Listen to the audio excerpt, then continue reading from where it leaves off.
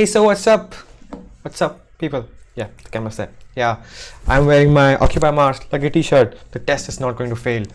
So we're waiting on SpaceX to, just come live. I guess a lot of people are apparently waiting. I suggest let's check out the previous Abort test. So if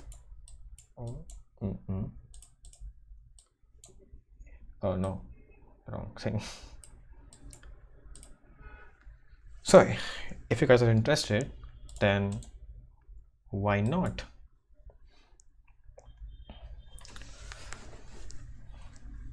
I guess the audio is good. Okay, so we have SpaceX now. Just forget the Abort test. We have SpaceX.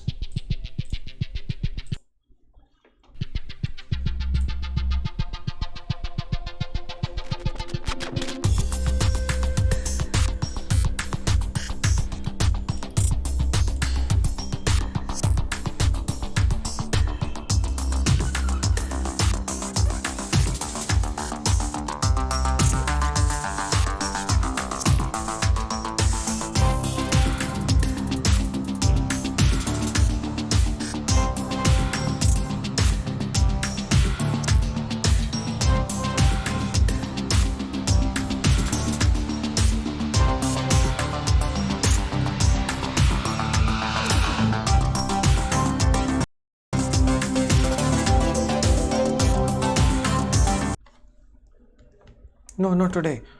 No, no, no. No, no. This is not like that. Wait, hold on. Wait, something's up. Ah, internet sucks.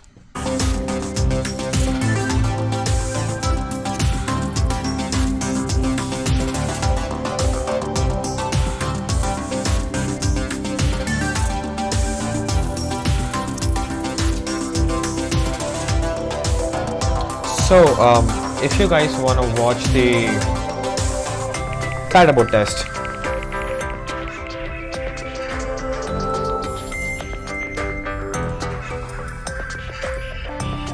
wait, are we experiencing connection issues? I guess, yeah. I guess we are. Ah. Wait, hold on. I'm working on it.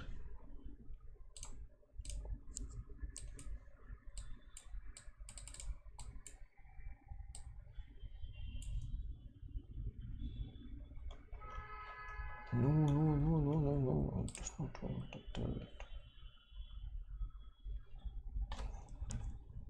We are losing bitrate, okay? Shit.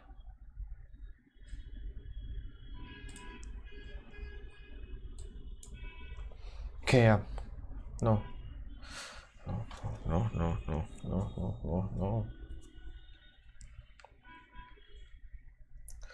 I'm really sorry. It usually works like that. Yes.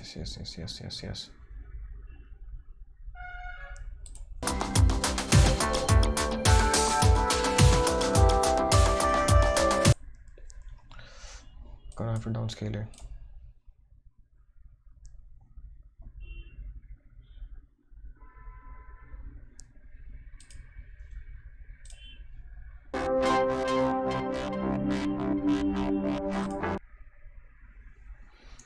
Okay, so for starters,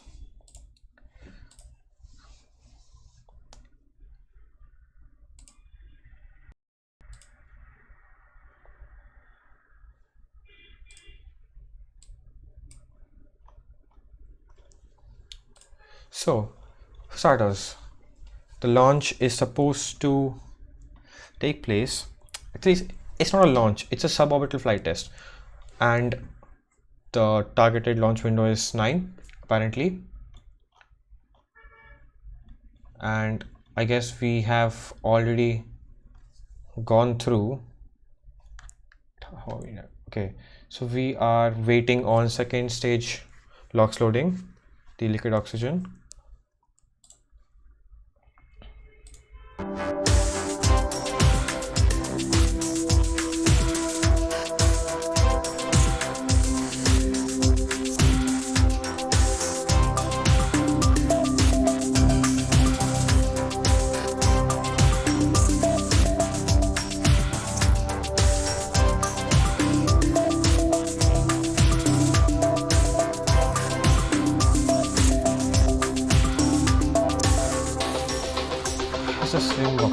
hot.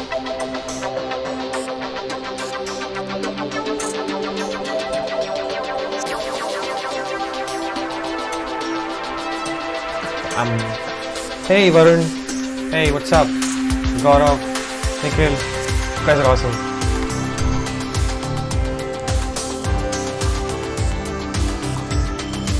Guys, share the stream. We're gonna hang out together and watch the launch together. Yo!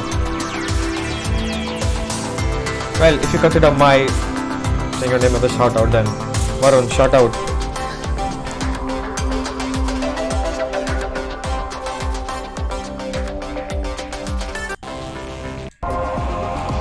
Okay, so SpaceX is up. They're showing something at least, I guess. Something.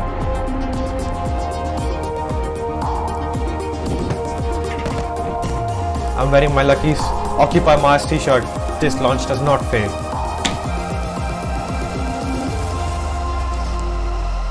Okay, so apparently this is a collaboration with NASA because, commercial space flight. It's Sunday, 19th of January, and we are awaiting SpaceX's launch escape test in just under 17 minutes and 8 seconds. The test today is to demonstrate the effectiveness of our launch escape system.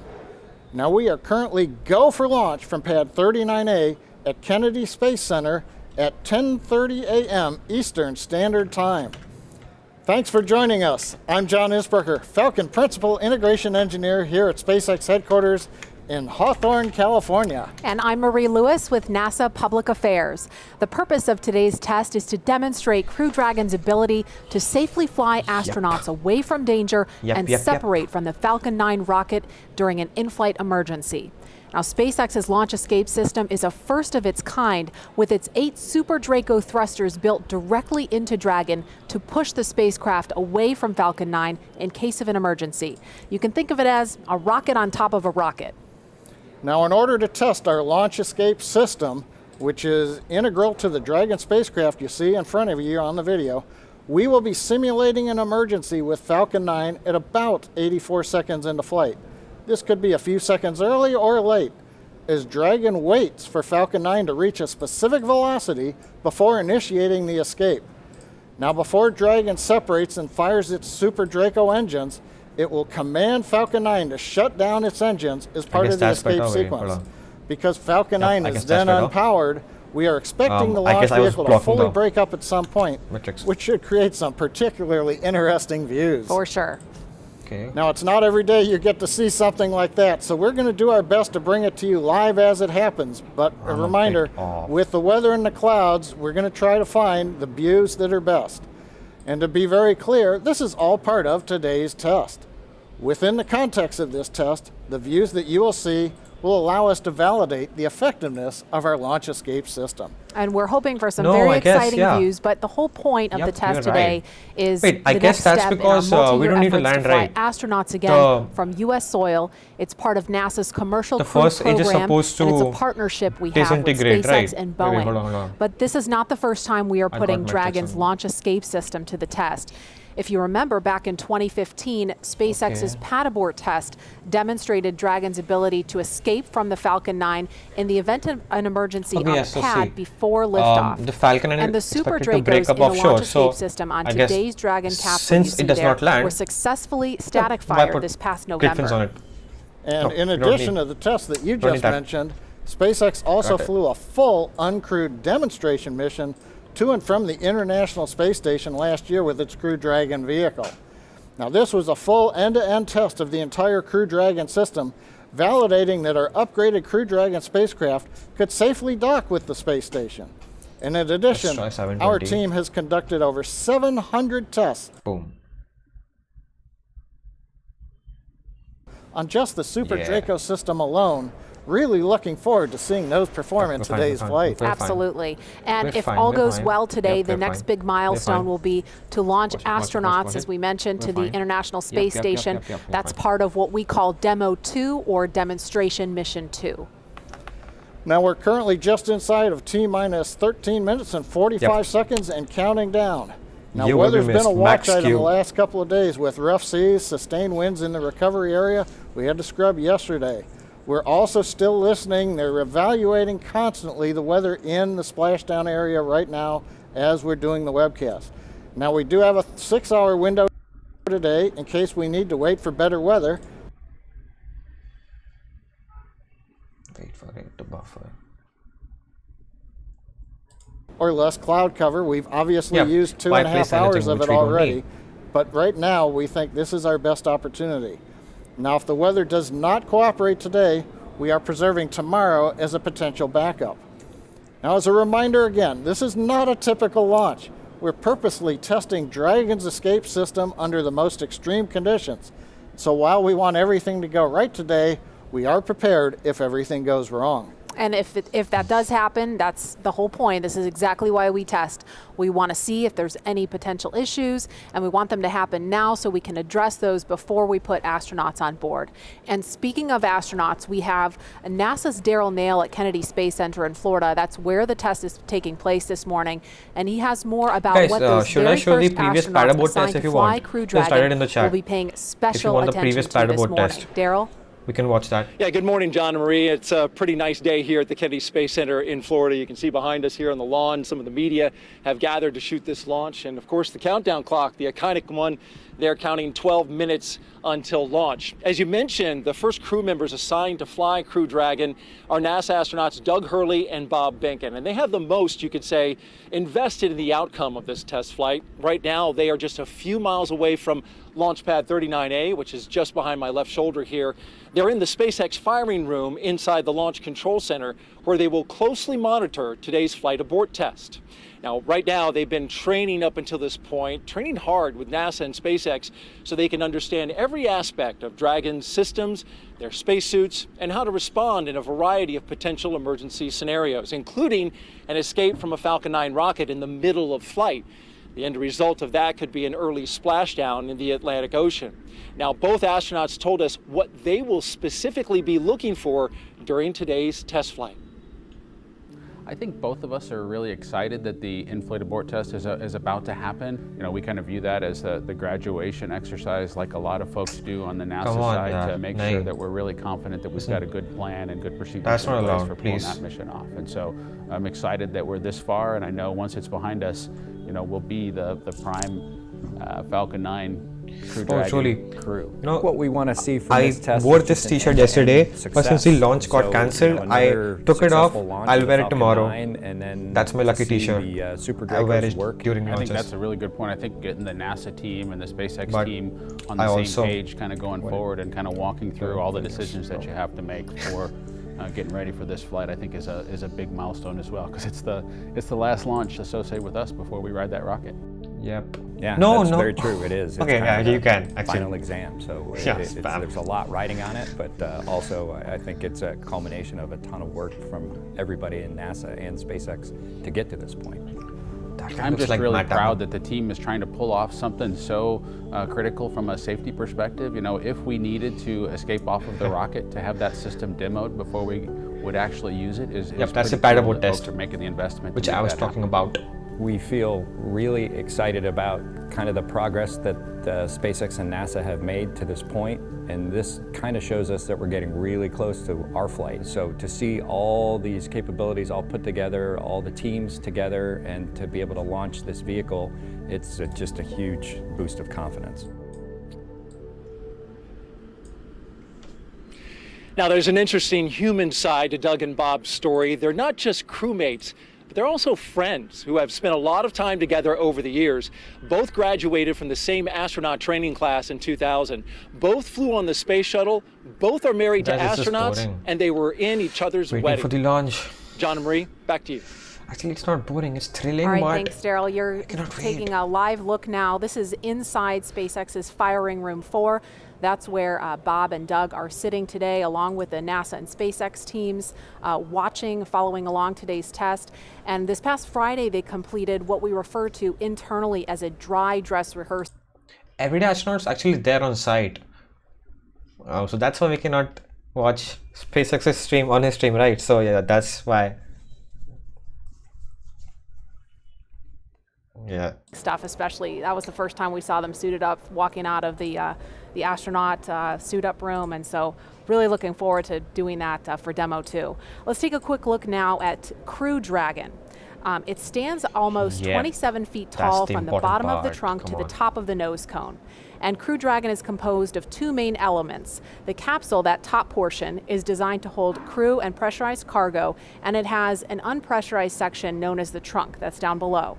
For today's test, much of the exciting work is going to be done by the Dragon's 8 Super Draco engines we talked about, built directly into the capsule. Now, to give you a sense of power, when fired together, the 8 Super Dracos can move the spacecraft a half a mile in 7.5 seconds.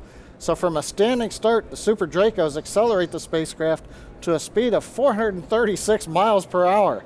That's a lot faster than a catapult launch from an aircraft carrier. I know, and it's hard to imagine just moving that fast. I was trying to get a feel for it, so I did a little math, and it's about 3 times faster than takeoff on a commercial plane, if you can imagine that. In fact, one jetpack assembly, which consists of 2 Super Dracos, produces more thrust than an F-16 fighter jet at full afterburn. So John, if you were to put that, strap that to your back, you would break the sound barrier in under half a second. Not sure you'd want to volunteer for that. I'd probably break something else too. So that gets us through the major test objective today, Dragon separating from the Falcon. Several minutes later, we will deploy drogue parachutes, followed by the 4 large main parachutes. You'll see the main parachutes partially open at first if we've got video, then fully open. These will then control the descent of the Dragon capsule softly into the Atlantic Ocean. And while that vehicle that you see on the pad looks like a typical Crew Dragon spacecraft from the outside, if you had a look inside, you'll see that the interiors have been stripped down, and there it is. We do have a look inside for you. The cabin has no interior panels except for one on the ceiling, and there's no control panel in there for this test. Dragon's also outfitted with 2 seats that you see there, and sitting inside those seats, we have 2 anthropomorphic test devices. You know? What, no cool acronym? I'll just call them test devices. We have enough for acronyms, reference. While the test devices do not have any sensors on them today, the seats they're sitting on are instrumented. We'll be able to measure the loads on the seat to ensure that there are no unexpected issues in this stressing test case. We've also made some other modifications to the Dragon interior for today's test. That's right. There will be 3 cargo racks with some assortment of ballast or cargo bags and no floor. Now below where the floor would be, there will be an assortment of mass simulators in place of the life support components and some other equipment that's down there when we have crew aboard. Now the test today will look a lot like a normal Falcon launch for the first minute and a half. We'll fly until Falcon 9 reaches a predetermined velocity. This will occur about 84 seconds into flight, and that happens at approximately 20 kilometers up. Once we reach the required velocity, Dragon will then trigger an escape.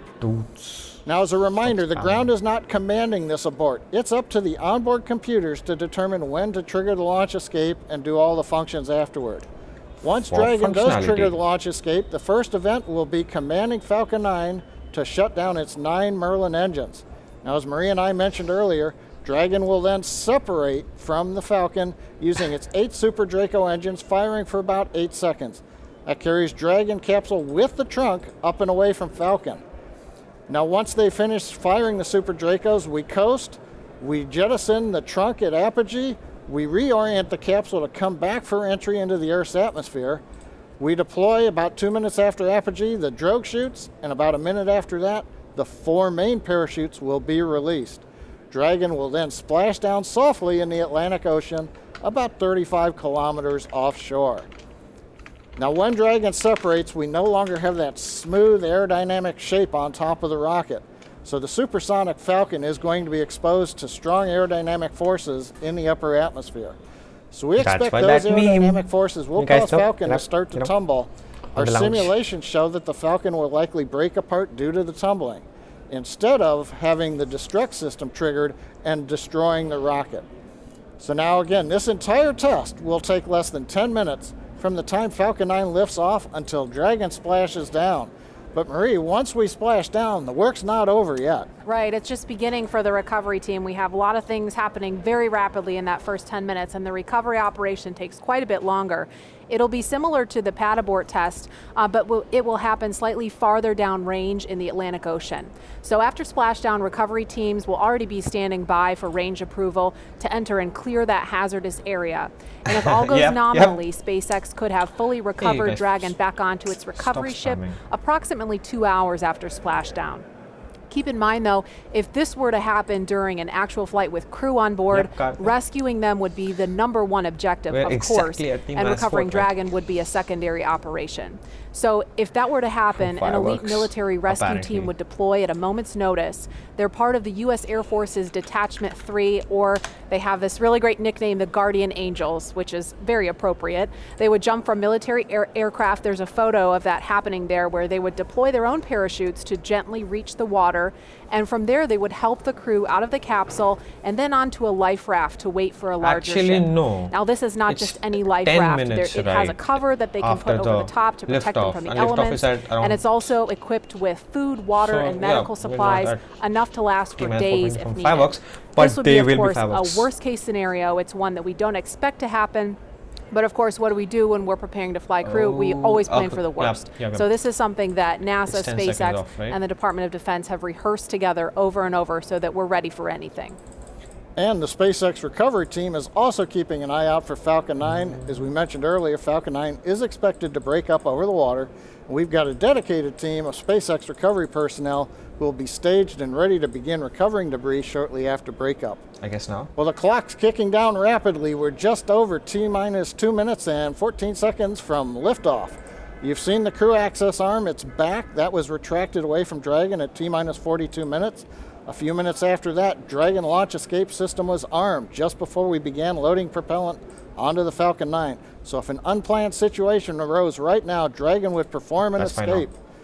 Now currently the engines are chilled in for launch on the Falcon. The Dragon spacecraft is waiting for liftoff. We have retracted, and you can see in the video the strongback is moved away just about 2 degrees in readiness for liftoff. We have also finished loading liquid oxygen onto both the stages, so the Falcon 9 is just about ready. The large white cloud you see coming off of the side, we're venting down the pressure from the liquid oxygen supply lines in the strongback in preparation for launch. And this condensation. Last event you're going to hear, start up at 1 minute when the computers take over, and the launch director go at 30 seconds. And we're coming right up on that in about 15 seconds now. We'll be just a minute from liftoff. And Falcon 9 is, as you just heard, is moving into... No, not now. Come on, not today. Please, not today.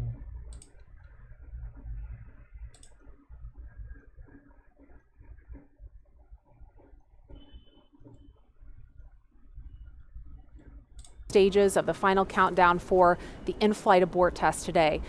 So far, weather's looking okay. We're hoping it's going to continue to cooperate, and the range is green for launch. Now, if for some reason we scrub today, we will shift to our backup launch window, which is tomorrow at the same time. Again, this is just a test. We're fully expecting Falcon 9. No, why does this keep happening to me? Is it fine if I do it? No. I'm going to adjust the clock again. I'm sorry. I'm really sorry. Please, I'm really sorry. No, like it's out of my control. 15 seconds. It's out of my control, No, 10, actually, 9, it's Creative 8, Commons, so 7, they're 6, in the copyright. 5, 4, 3, 2, 1, 0. Ignition, liftoff. Simplify, aim high. 9 seconds and then separate. Let's go. Shit, no. Go.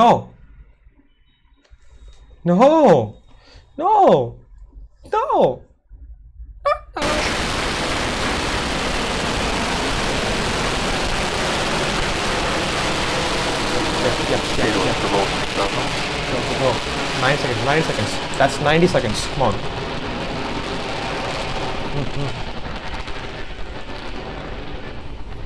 T plus 30 seconds. Falcon 9 with the Crew Dragon. Come on, no. No.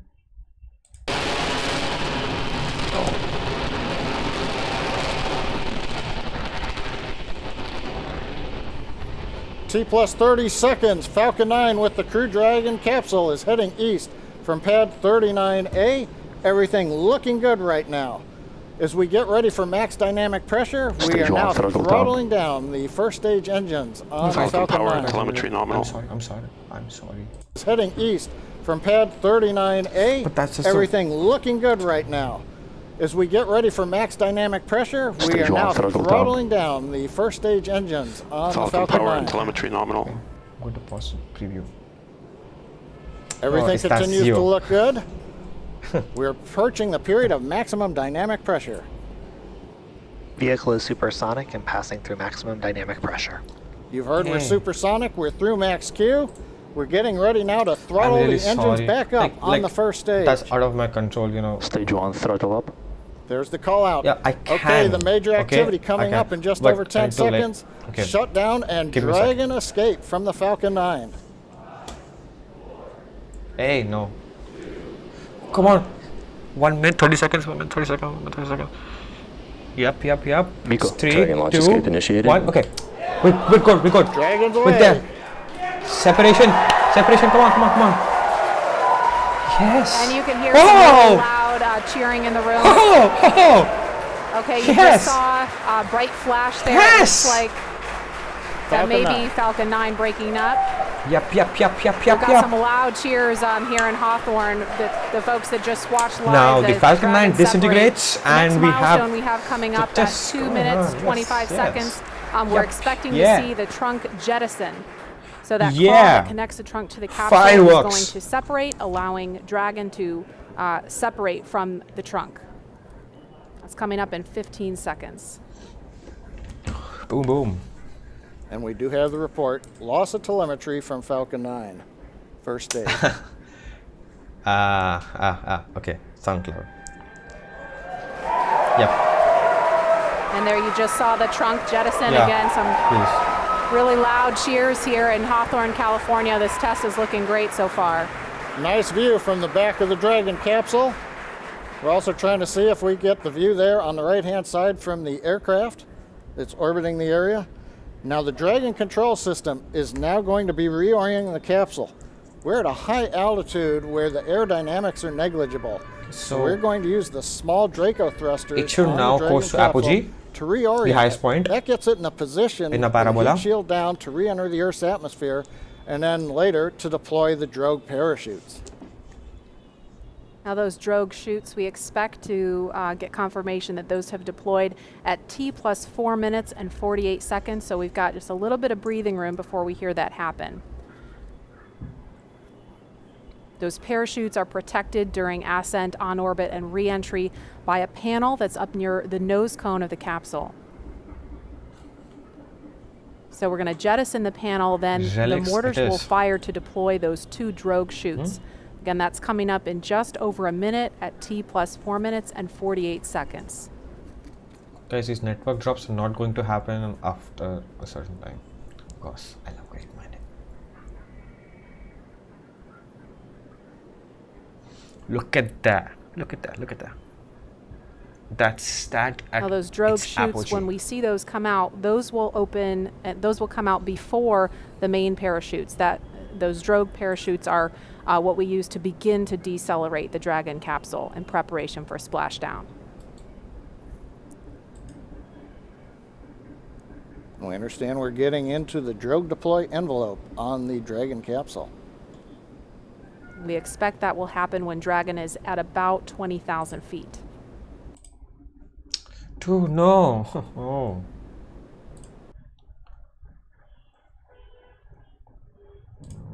Down. We understand we're getting into the drogue deploy envelope on the Dragon capsule. I'm sorry. We expect that will happen when Dragon is at about 20,000 feet.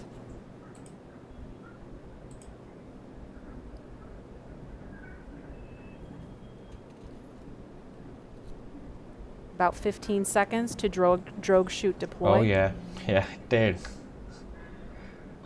RIP 1406. Okay, that's the patch and deploy. There they are. Drogue chutes there are out. There could be Mark 3. Again, some major cheering going on here as every stage of this test unfolds. Now we're going to be getting ready for the main chutes to deploy. Now, main chutes will be coming up fairly quickly. There are 4 main parachutes. These are the newest Mark III parachutes. They're each 116 feet in diameter. We deploy them about 2 kilometers above sea level, 6,500 feet above the Atlantic Ocean. We're getting good views from the Dragon and the airplane, showing the 2 drogue chutes. What? Now we're just waiting for the main parachutes to be deployed very shortly. Video at 480p or what? Like what? I can't even on 480p. Come on, I can on 480p. I know that.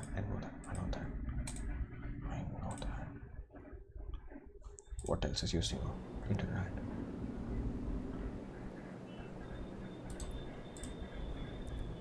And we have the view from a different camera on Dragon showing the 4 main parachutes. Yep. Now they are deployed in a reefed condition. That means we're keeping them fairly shut to avoid shocks, and now we're slowly opening up the 4 parachutes. Yep, so great views coming off of the Dragon camera on the left, and we can also see the 4 parachutes from the airplane on the right. Yep, they're out. That is a really cool view. Nice view of the orange and white parachutes as they're opening up into the 2nd position, and then going to fully open. From fully open, we'll be descending about 20 to 25 feet per second down to the Atlantic. So from that 6,500 foot altitude, it's going to take us a few minutes to splash down. Also, Starliner, observe. Performed on the Dragon, which will reorient the crew seats into a splashdown position, give them a little better angle to take the slow bounce as we hit the ocean. Now, Maria, I talked about the parachutes came out initially at a reef condition. That's fairly standard. They come out not fully open. That way they're minimizing the shock on the parachutes. We're also minimizing the shock on the capsule. Again, we want to give a smooth ride to the crew as they are coming back through the Earth's atmosphere. Right. Definitely. Now, the parachutes are located behind a door that's at the bottom of the capsule. It's below the crew hatch. So Dragon commands the door to release, and as you saw in the video, the drogue parachutes pull the door away, and that pulls the 4 main parachutes out. Now these are the new Mark III parachutes. Not in my hands. We've completed here at SpaceX over 80 tests of that parachute system, including 10 multi-parachute tests of this particular upgraded parachute design over the last few months to demonstrate that the design is ready for flight. And we're just inside 2 minutes of when we expect to see splashdown. The recovery teams are already out there in the Atlantic Ocean standing by, ready with fast boats to begin their initial approach to Dragon. Again, we mentioned this before, but the recovery operation we expect to take a couple of hours. I've heard a call out, we're below 500 meters. So that's the splashing now. Wait. We were supposed to land at about T+10, when so Dragon that's 2 minutes more. It's going to be 2 minutes more to splash down. 32 kilometers offshore. Okay, I guess we have 8 pretty well. Again, we're looking at a live view. So far, all things have appeared to go nominal for this test. All things looking great so far. We saw the 4 main parachutes deploy. You're looking at them now, fully open. And we are coming up on about a minute until splashdown. That's 1 minute and 30 seconds to be precise. Guys, remember in KSP when we just, 100 meters to go. Re-enter like a fiery ball of fire, I guess, and then we just, boost the time. That's what is going through my mind right now. You know what I do is I just exit my Kerbal guy. Now those 4 parachutes are actually going to be released from the capsule after splashdown, and they'll be recovered too. Actually, he has his own parachute, so that's so. And we are down. Whoa! Down a little bit early, in fact. Yep, a minute early. And there you can see the recovery boat beginning to approach. It was successful. Instantly. So Yes. I'm going to try to talk a little bit louder so you can hear me over the folks here. This has been a really exciting thing to see. That's because, one more step closer to human spaceflight. We weren't really sure if the weather was going to cooperate. We were trying to weigh, is it favorable for launch, but also is it favorable for recovery, because they really have to watch the height of those waves in order to do this operation. That fast boat is just off screen now, but there's 4 fast boats out there in the area to begin, again, that initial approach to Dragon. The recovery operation from here takes about 2 hours, but all in all, this looked like a really great test. Yeah, a lot of fun watching the Dragon come down. We had great views from the onboard camera in particular. Now I think this camera is from our Go Searcher recovery ship, which is also the tender for the fast boats. You saw one of them headed out there. And you can also see it looks still a little choppy, so you understand we were kind of on the edge of the weather conditions out in the splashdown area. But they assessed the boat data, the buoy data, looked at the forecast and said we were go. And while we took 2.5 hours to get here, we finally got here and it was great. And that's the summary for today. It looks like right now a great test. Visually, everything happened. Falcon 9, you saw the liftoff. We had kind of a long view from the camera. Dragon did shut down the 9 Merlin 1D engines and separate. We did see the flash as the Falcon 9 came apart, as predicted. No surprise there. Dragon, we saw a great view as it got to apogee. It deployed the trunk, separating it, reoriented. Then the drogue chutes came out, the main chutes came out, and then we just waited for that nice soft splashdown in the Atlantic Ocean. And we saw, and it looks like we just lost the view from out there on the ship, but you couldn't really see much from that particular angle. Again, that recovery operation is going to take a couple of hours, so we're not going to stay on the air for the duration of that. But we are going to be back for a news conference coming up at 11:30 Eastern time this morning. That would be, let me do the math real quick, 8:30 Pacific time. We're going to hear from NASA and SpaceX leaders about their initial thoughts on this test that you just saw. Of course, everything looked fantastic, but there's going to be a lot of data to dig into. They're going to also collect those parachutes, get a lot of data from that, and then see what the next steps are on the path to Demo 2, when, of course, we're going to be launching NASA astronauts Bob Behnken and Doug Hurley. So stay tuned for that news conference. It will be carried live on NASA TV.